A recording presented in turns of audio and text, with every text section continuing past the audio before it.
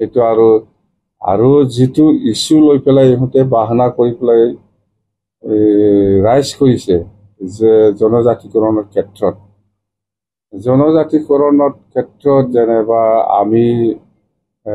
আগত BPF চৰকাৰ থকা সময়ত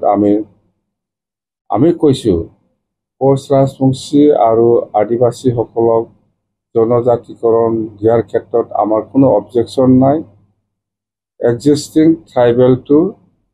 কোনো ইফেক্ট হ'ব নালাগে এই লাইনত আমি ইফেক্ট নোহোৱাকৈ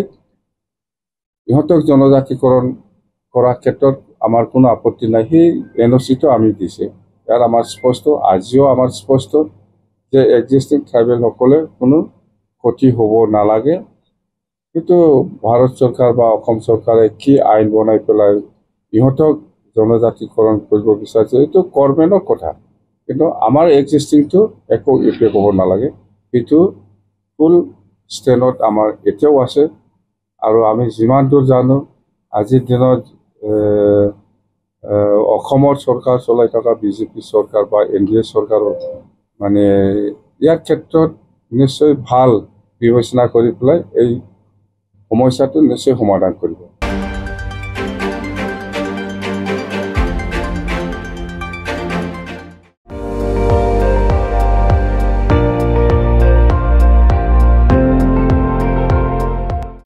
আপুনি চাই আছে ND24